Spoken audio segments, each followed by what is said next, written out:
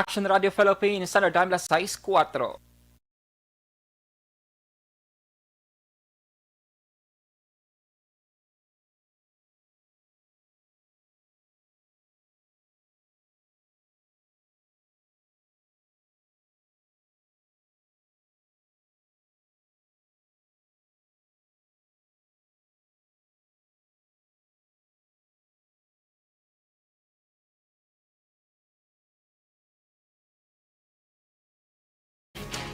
Aksyon! Balita Evening Edition. Magadulong sa inyo sang mga nagapanguna nga balita lokal, national, international, sports, kag entertainment. Aksyon! Aksyon! Balita Evening Edition. Kag karon ang inyong news team.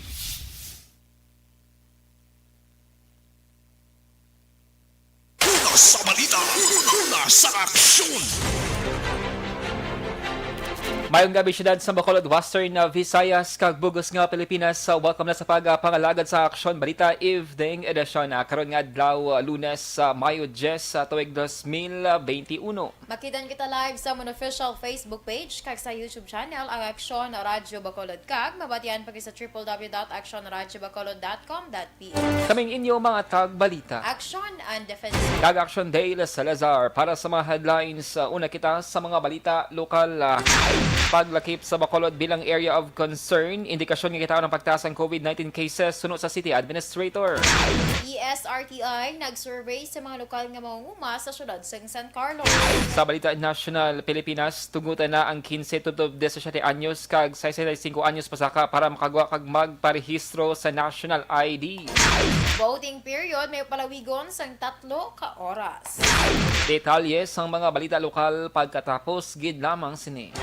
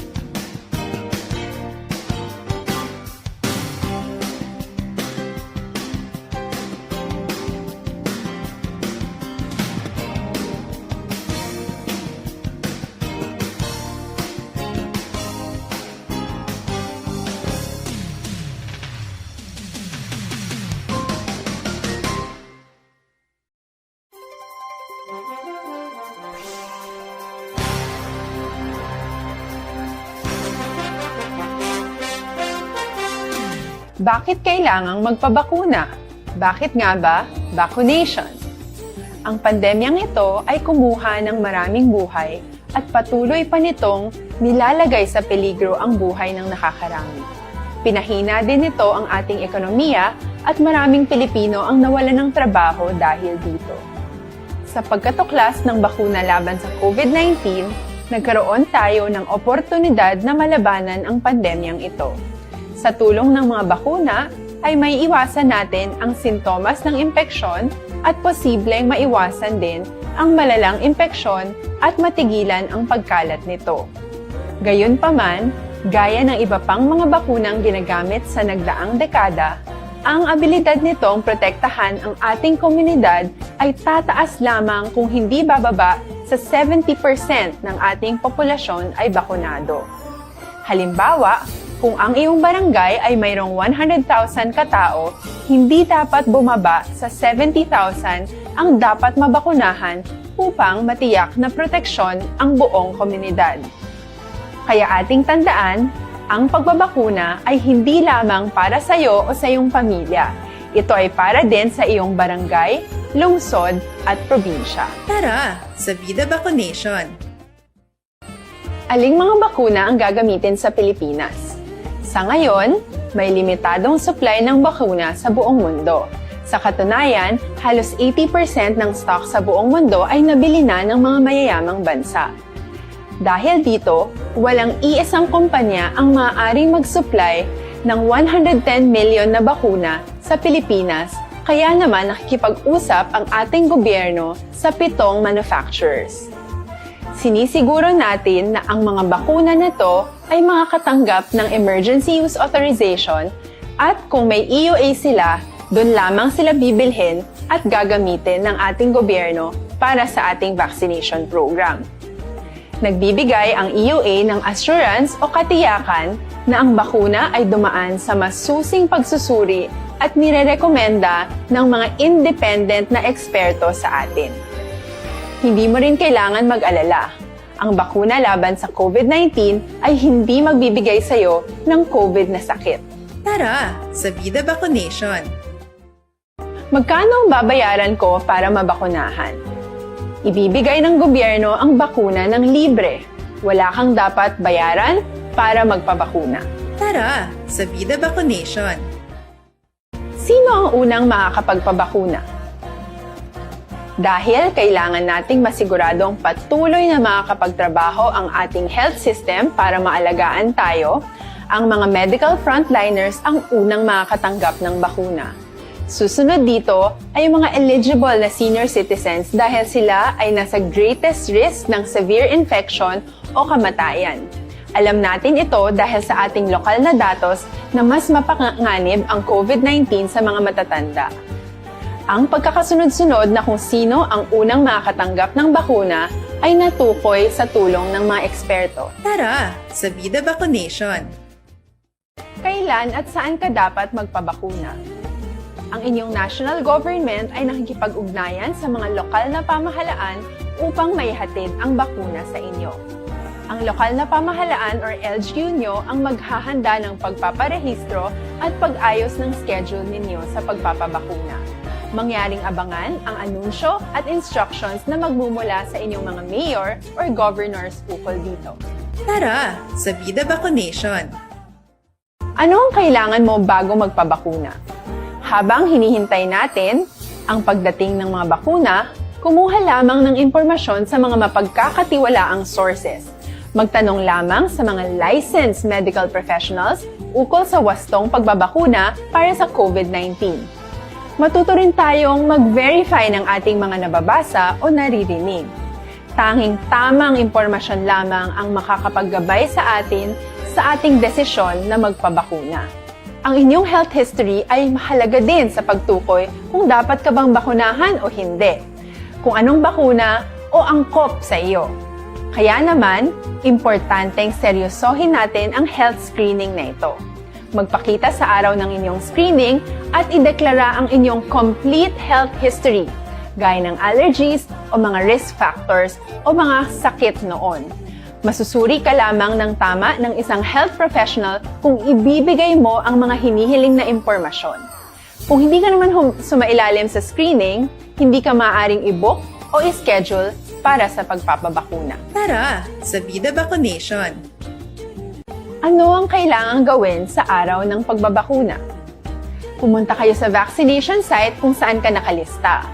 Huwag kalimutan magsuot ng face mask at face shield. Bago katurukan ng bakuna, kailangan mong pumirma ng isang informed consent. Sa pagpirma ng dokumentong ito, ay pinapatunayan mo na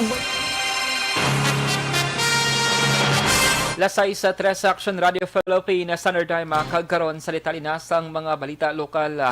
Ginpahayag ni Bacolod City Administrator kag Bacolod EOC Executive Director M. Ang kitao ng pagsaka sa COVID-19 cases sa syudad bangod gikan sa manubo ang kaso sadto. Ining pahayag sang City Administrator matapos nga gintag sang Octa Research Group nga area of concern ang Bacolod, lakip man ang Cagayan de Oro kag Puerto Princesa.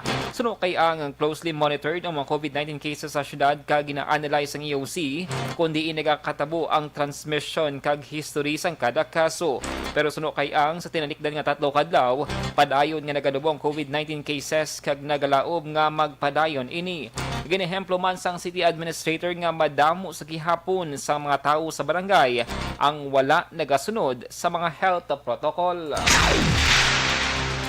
Na-record sang DOH ang Barangay Mansilingan nga may pinakadamo nga COVID-19 cases sa syudad sa Bacolod. Ini ang base sa datos ng DOH na ginpresentar sa virtual presser subong adlaw. Sa record tubtub Mayo 2, 2021, ang Barangay Mansilingan ang may 83 ka COVID-19 cases.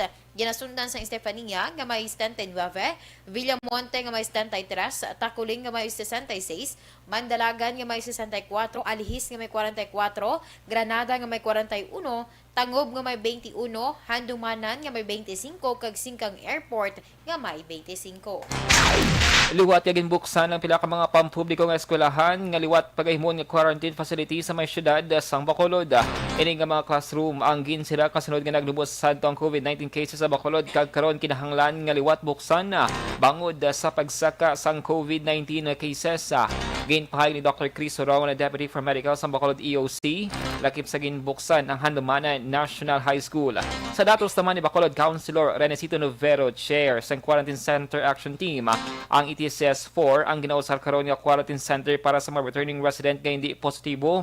7 ka mga public school nga Lopez Haina Elementary School, Corazon Noxin Montelibano Memorial Elementary School, Handumanan Elementary kag National High School, Sumag National High School, AL Jaime Elementary School, kag Hervias National High School. Sunod sa konsehal, 4 ka mga hotel o in ang padayon man ginausar bilang isolation facility. So far, we have opened at Dumana National High School, and then we are still having other schools as standby if ever. Si Dr. Chris Sorongon sang Bacolod EOC. Inanunsyo ni Bacolod City Administrator M. ang dugang nga 3,000 doses ng Sinovac vaccine nga mag-abot sa syudad sa Bacolod subong nga semana. Suno kay ang magluwas sa Sinovac may mag-abot man nga AstraZeneca vaccine sa Bacolod pero wala pa nahibaluan kung pila ka doses. Ini nga AstraZeneca vaccines ang kabahin sang 20 million doses nga ginbaton sa Pilipinas gikan sa COVAX facility. Suno kay ang AstraZeneca vaccines nga mag-abot ang para sa second dose sa mga tao nga una nabakunahan na sa first dose ang bakuna. Sa nibaluan, 2 pa lamang ka brands ng COVID-19 vaccine ang nag-aabot sa Bacolod kag ini ang Sinovac kag AstraZeneca vaccine. Sa iban nga balita lokal, nag-survey ang Philippine Statistics Research and Training Institute sa mga lokal nga manguma kinas ang aga Mayo 10 sa may sitio Medina, Barangay Rizal kag Barangay Prosperidad, Ciudad San Carlos, Negros Occidental. Ini agad makatipon sang datos halin sa sektor sa agrikultura para sila basic commodities, land usage, mga kagastuhanan kag benepisyo umpisa tuig 2019. Ang datos sa muang gamiton bilang reference sa palabutan ng mga proyekto sa National Agricultural and Fisheries Modernization and Industrialization Plan. Sunod kay Christy M. Samuel, the Field Team Supervisor sa Western Visayas, sakop sa ilang matipon nga datos ang tuig 2019 nga wala pa sang COVID-19 pandemic.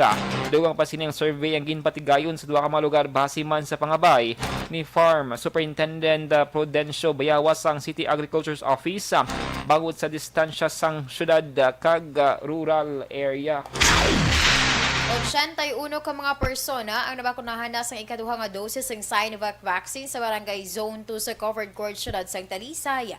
Sa ini ang ginpahayag ni Talisay City Health Officer Dr. Joy Gladys Guanzon. Sunod kay Guanzon, ini nga mga persona ang unang nabakunahan sang Abril 7 kag 8, 2021. Sa COVID-19 update sang City Health Office alas 8 sang aga Mayo 10, ang syudad sang Talisay may kabugusan nga 909 confirmed kumpirmado nga mga COVID-19 cases, 710 ang recovered, 108 ang active kag 31 ang napatay. 7 sa 27 ka mga barangay sa syudad ang nagapabilin nga hilway sa COVID-19. Ini ang mga barangay Zone 3, Zone 7, Zone 14, Zone 14A, Zone 14B, Bubog kag Katilingban. Pinakadamong aktibo nga kaso ang barangay Zone 12A, 31 at 31, Zone 1, 12 kag Zone 15 to 12. Una sa balita, una sa aksyon. Lasay sa Deseot sa Action Radio Philippines Standard Time, vitamin C balang ginapangita mo, mag KBC Plus ka na.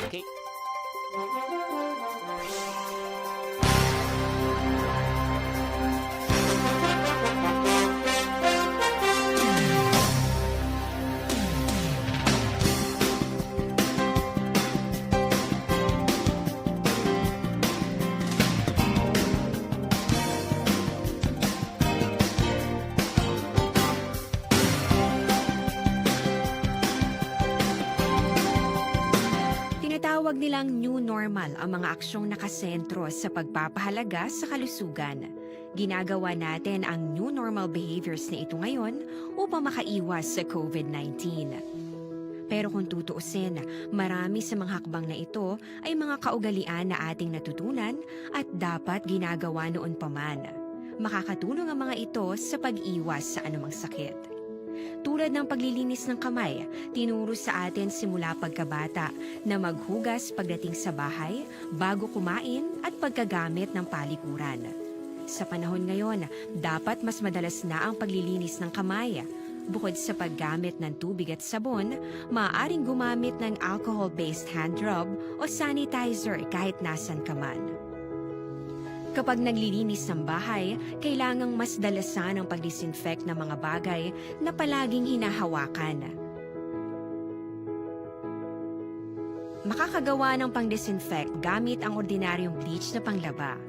Maghanda ng isang parte ng bleach at ihalo ito sa 9 na parte ng malinis na tubig. Kung hindi naman emergency, hindi na kailangan pumunta pa sa doktor dahil sa telemedicine. Kapag nahihirapan sa paghinga at iba pang malalang sintomas ng sakit, agad na kumonsulta sa doktor. Maaari ring tumawag sa Barangay Health Response Team o BHERT. Huwag kalimutan ang mga natutunan dahil ito ang ating sandata para maging handa sa new normal.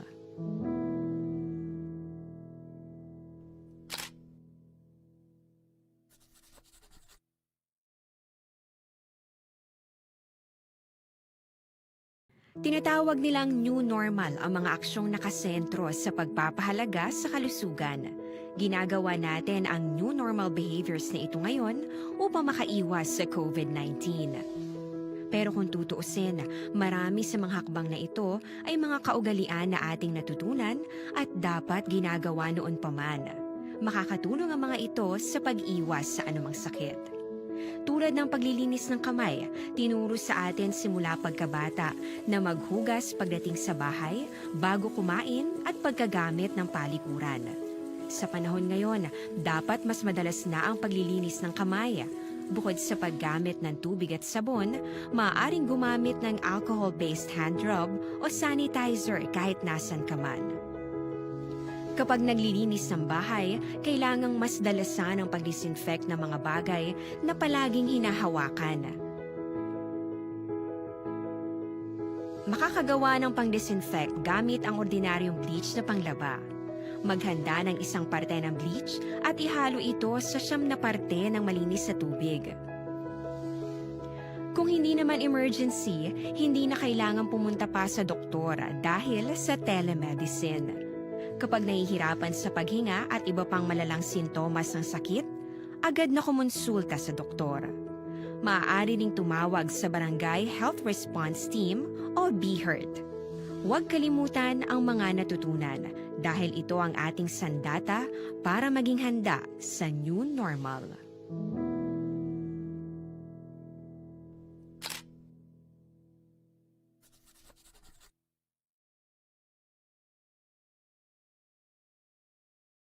Tinatawag nilang new normal ang mga aksyong nakasentro sa pagpapahalaga sa kalusugan.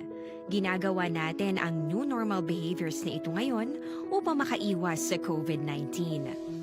Pero kung tutuusin, marami sa mga hakbang na ito ay mga kaugalian na ating natutunan at dapat ginagawa noon pa man. Makakatulong ang mga ito sa pag-iwas sa anumang sakit. Tulad ng paglilinis ng kamay, tinuro sa atin simula pagkabata na maghugas pagdating sa bahay, bago kumain at pagkagamit ng palikuran. Sa panahon ngayon, dapat mas madalas na ang paglilinis ng kamay. Bukod sa paggamit ng tubig at sabon, maaaring gumamit ng alcohol-based hand rub o sanitizer kahit nasan ka man. Kapag naglilinis ng bahay, kailangang mas dalasan ang pag-disinfect ng mga bagay na palaging hinahawakan. Makakagawa ng pang-disinfect gamit ang ordinaryong bleach na panglaba. Maghanda ng isang parte ng bleach at ihalo ito sa 9 na parte ng malinis na tubig. Kung hindi naman emergency, hindi na kailangan pumunta pa sa doktor dahil sa telemedicine. Kapag nahihirapan sa paghinga at iba pang malalang sintomas ng sakit, agad na kumonsulta sa doktor. Maaari ring tumawag sa Barangay Health Response Team o BHERT. Huwag kalimutan ang mga natutunan dahil ito ang ating sandata para maging handa sa new normal.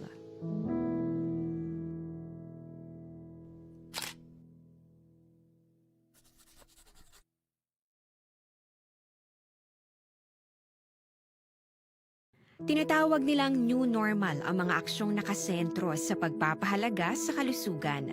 Ginagawa natin ang new normal behaviors na ito ngayon upang makaiwas sa COVID-19.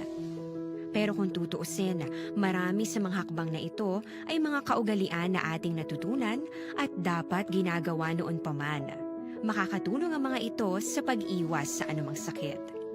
Tulad ng paglilinis ng kamay, tinuro sa atin simula pagkabata na maghugas pagdating sa bahay, bago kumain at pagkagamit ng palikuran. Sa panahon ngayon, dapat mas madalas na ang paglilinis ng kamay.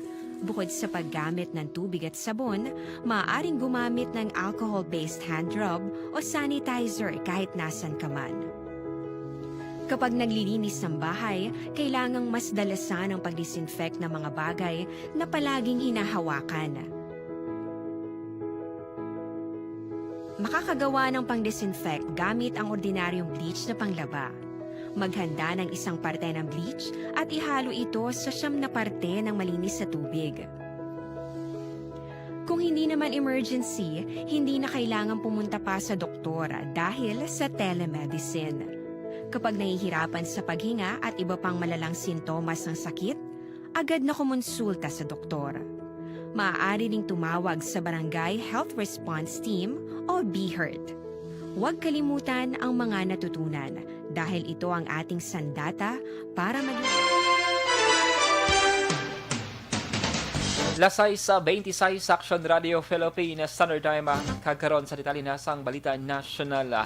Again, pahik sa DOH nga ginatugutan na sang gobyerno nasyonal ang mga Pinoy nga nag-edad 17 akong 15 tubtob 17 anyos kag 65 anyos pasaka nga magwa sila nga balay para magparehistro sa National ID Program.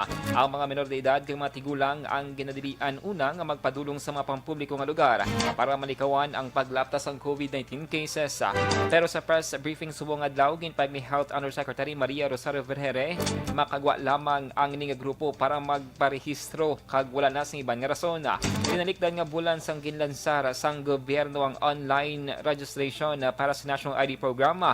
Pero naka-eksperyensya sang technical issues sa proseso matapos nga 46,000 ka mga users ang nag-access sa website sang ini ang nagbukas. Inanunsyo sang opisyal sang Commission on Election o CONCOMELEC nga mahimo palawigon sang 2-3 ka oras ang voting period para sa 2022 nga eleksyon tungod sa COVID-19 pandemic. Ginhimo ni COMELEC Commissioner Antonio Co. Jr. ang anunsyo sa forum agad mapasiguro ang luwas sa patas kag hilway nga 2022 nga eleksyon nga ginhost sang Ateneo School of Government. Ginalantaw nga hindi makaigo ang 8 ka oras bangod mahimo nga malabutan ini sang napulo tubtub 12 ka oras depende man sa kapasidad sa mga manunudlo. Sa nibaluan, ang mga manunudlo amo ang nagaserbi nga Board of Election Inspectors sa panahon sang eleksyon. Ginpahig ni PNP Chief General Guillermo Eleazar nga magapatigayon ini sang surprise inspections para masiguro nga matuman ang katino sa mga police station. Inalauman ni Eleazar nga iban nga police commanders suman sa regional directors pakal sa Chief of Police ang magapatigayon man sang ina sini nga inspection. Suno kay Eleazar, regular inspection sa Internal Affairs Service kag base sa report. Kapin isa na kalibo ka mga police stations ang napadulungan. Tinalikdan nga si Manas ang formal nga nagpugo si Eleazar bilang ika-26 nga PNP Chief. Siya nga speech ginpahayag sining isa sa prioridad nga matuman ang cleanliness policy sa mga police stations. Nanawagan si Transportation Secretary Arthur Tugade sa tanan nga ahensya nga nakapaidalom sa department nga magigangot kag maghimo sig employment opportunities para sa mga driver kag konduktor nga nadulaan sang trabaho. Sa isa ka video message, ginpanumdum ni Tugade ang nagdigan nga instructions sa Department of Transportation ilabi na sa road sector nga ginalakipan sang Land Transportation Office kag Land Transportation Franchising and Regulatory Board. So kay Tugade, liwat sinig ginapahanumdum sa LTFRB ang direktiba nga usisaon kon paano mabuligan ang mga konduktor nga naapektuhan ang palangabuhian bangod sa pandemya. Lasay sa 19 Wave Action Radio Philippines Star Time sa dugang pangabalitaan national ginpahayag ni aning senador kag Deputy Speaker Loren Ligada nga sa panahon sang tuman kay init kag mataas nga heat index sa Pilipinas ugalion nga magpabilin lang sa balay kag likawan ang magwa kon mainit ang silak sang adlaw. Mag-inom sang madam mga tubig adlaw-adlaw agud malikawan nga maglingin ang ulo bangod sang init. Likawan man nga mag-inom sang makahulubog nga ilimnon bangod nagapa-dehydrate sa atan nga lawas. Ugalion man nga magkaon sang masustansya nga mga prutas sagutan agud mapaganhagan ng init nga mabatsyagan sang lawas. Suno kay Ligada padayon man nga magbantay kag magpamati sa panugyan sang mga eksperto kaang isang pag-asa. Bilang principal author sang Pag-asa Modernization Act kinaduso sang aning senador sa Kongresong pagdugang sang pondo kag pagpasanyog sang pag-asa agud makatag sila sang mas epektibo nga serbisyo hustong impormasyon sa weather forecasting kag mas maproteksyonan ang mga pumuluyo sa mga natural hazards kag kalamidad. Kalakip sa Pag-asa Modernization Act ang pag-upgrade sang physical resources kag operational techniques sang ahensya pag sa state-of-the-art instruments, mga kagamitan kag pasilidad. Ginalakip man sa kasuguan ang pagtukod sang research and development capability, pagpatindog sang regional weather service centers, pagpasanyog sang weather data collection kag information dissemination services. Una sa balita, una sa aksyon. Lasay si Media Action Radio Philippines Standard Time DTX 500 capsule mga kaaksyon na hindi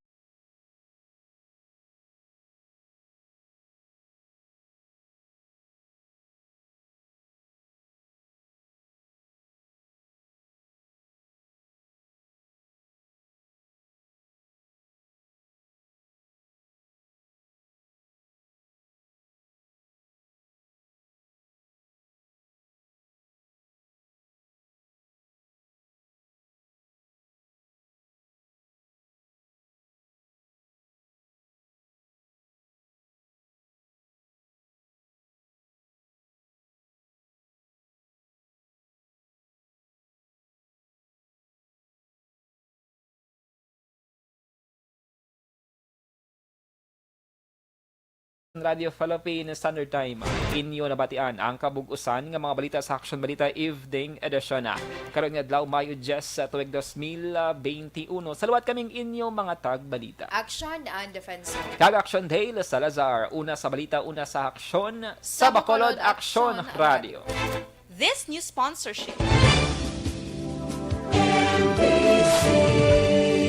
Manila Broadcasting Company. Sa balita, komentaryo, isyu, serbisyo publiko. Aksyon Radio! Sa Bacolod, Aksyon Radio!